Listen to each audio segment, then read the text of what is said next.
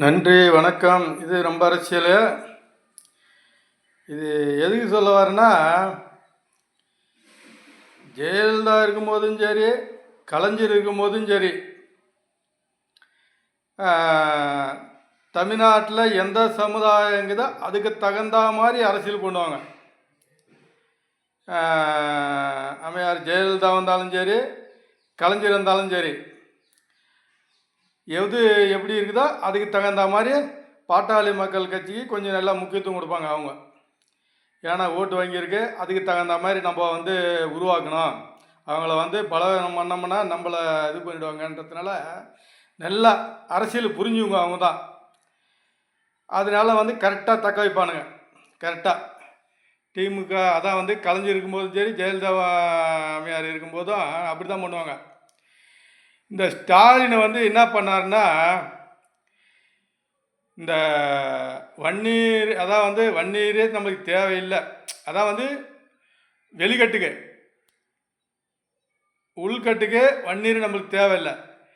ஆனால் அரசியல்வாதியில் நம்மளுக்கு உள்ள அவங்க வேணும். அதை ஒரு கேம் ஆடுற மாரி அப்படி காசு கொடுத்தா அப்படியே அங்கங்கே நம்ம ஓட்டு வாங்கிடணும்.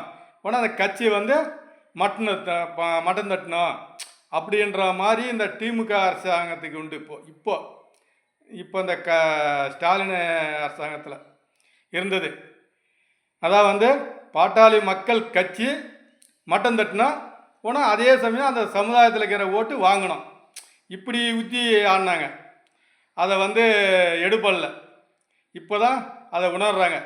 எல்லாருமே அணுங்கி இருக்கணும். கண்டிப்பாக இந்த தமிழ்நாட்டுக்கு எல்லாரையும் அரவணைச்சி போனால் தான் அரசியல் பண்ண முடியும்னு இப்போ தோத்த பார்த்து தான் தெரியுது. கண்டிப்பாக புரிஞ்சுக்குவாங்க. அது திமுககாரு கண்டிப்பாக புரிஞ்சுக்குவாங்க. அது புரிஞ்சாலும் இதுக்கு மேலே அது கொஞ்சம் கடினம்.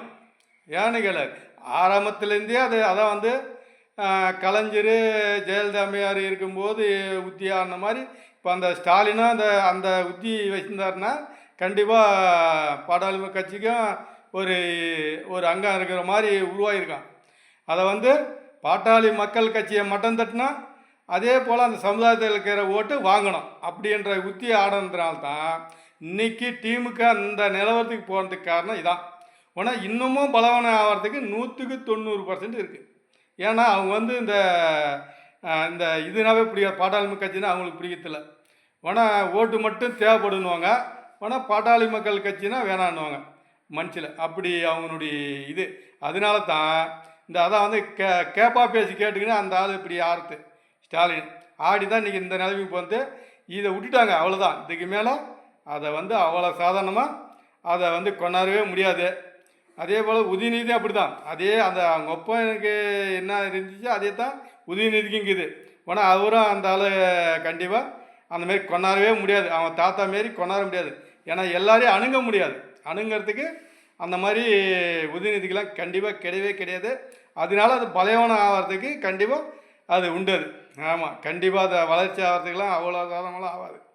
நன்றி, வணக்கம். இது நம்ம அரசியல்.